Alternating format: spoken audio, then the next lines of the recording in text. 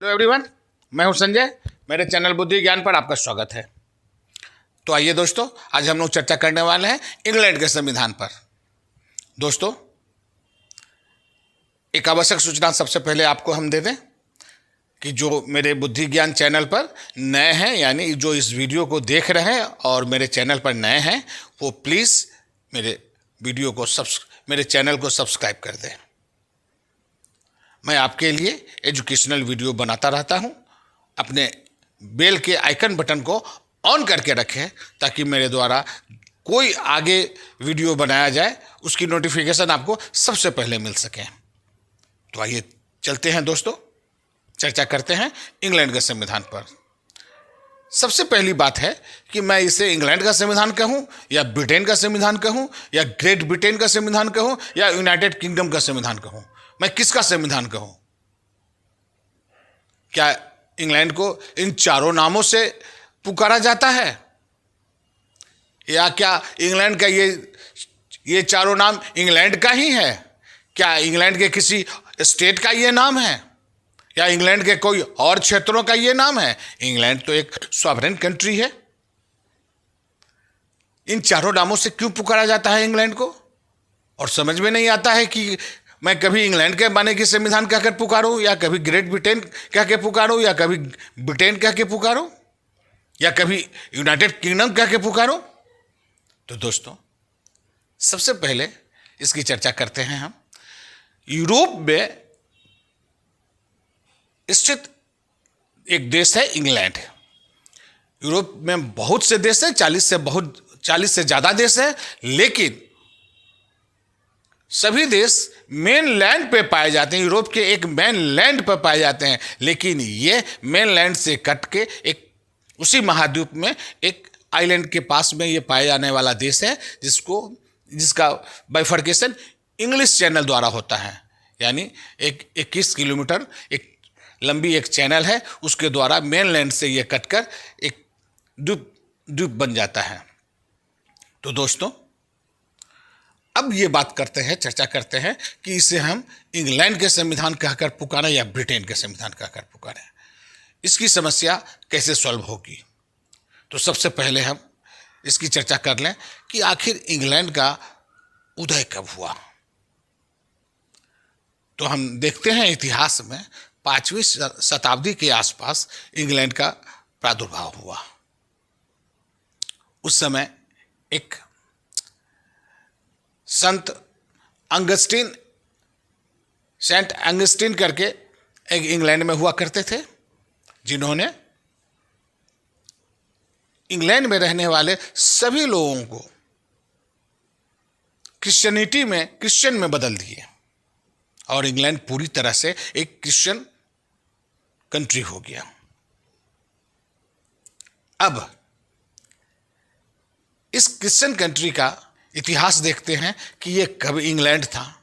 तो सबसे पहली बात है कि इस देश का 1542 में इस देश से एक और देश, यानी एक छोटा सा देश, इसके पश्चिम साइड, इंग्लैंड के पश्चिम दक्षिण साइड में पाया जाने वाला एक छोटा सा कंट्री था वेल्स आकर इंग्लैंड से जुड़ गया। 1542 में इंग्लैंड से वेल्स आकर जुट गया, और इंग्लैंड का नाम उसके बाद से ब्रिटेन कहा जाने लगा। यानी इंग्लैंड से वेल्स के जुड़ाव के बाद इंग्लैंड का नाम ब्रिटेन हो गया। लेकिन कुछ दिन ऐसे ही बीतता रहा, आगे चलती रही, समय बीतता रहा। आगे चल के तकरीबन 1707 में एक देश स्कॉटलैंड आकर फिर से इंग्लैंड में जुड़ गया। जिस दिन 1707 से जिस समय स्कॉटलैंड इंग्लैंड से आकर जुड़ा, उस समय में इंग्लैंड अब 3 कंट्री के साथ मिला हुआ देश था। एक हो गया इंग्लैंड, दूसरा हो गया वेल्स, और तीसरा हो गया स्कॉटलैंड। जब स्कॉटलैंड इससे मिला, तब ब्रिटेन का नाम ग्रेट ब्रिटेन हो गया। आगे चल के कुछ दिन फिर समय बीतता गया और 1801 में जाकर आयरलैंड भी इस इंग्लैंड ग्रेट ब्रिटेन के साथ आकर मिल गया। और जैसे ही आयरलैंड आकर ग्रेट ब्रिटेन से मिला तो इस ग्रेट ब्रिटेन का नाम यूनाइटेड किंगडम हो गया। दोस्तों, यूनाइटेड किंगडम का पूरा नाम United kingdom of great Britain and Ireland हो गया। हम लोग इसी नाम से ग्रेट ब्रिटेन, जब यूनाइटेड किंगडम ये आयरलैंड से जुड़ा तो इसका नाम यूनाइटेड किंगडम हो गया और यूनाइटेड किंगडम का पूरा नाम United kingdom of great Britain and Ireland हो गया। लेकिन आयरलैंड में जैसे ही वो ब्रिटेन से जुड़ा हुआ, वहाँ के लोगों में यह बात अच्छी नहीं लगी कि यह आयरलैंड ब्रिटेन से जाके मिल गया, क्योंकि यूनाइटेड किंगडम इसलिए पुकारा गया कि एक किंगडम आयरलैंड का अपना था, एक किंगडम आयरलैंड में थे और दूसरा किंगडम इंग्लैंड में था। दोनों ही जब किंगडम मिला तो उसको हम यूनाइटेड किंगडम कहकर पुकारने लगे। अब ये यूनाइटेड किंगडम में आयरलैंड में ही देश में लोगों के बीच बंटवारा हो गया, देश का बंटवारा हो गया।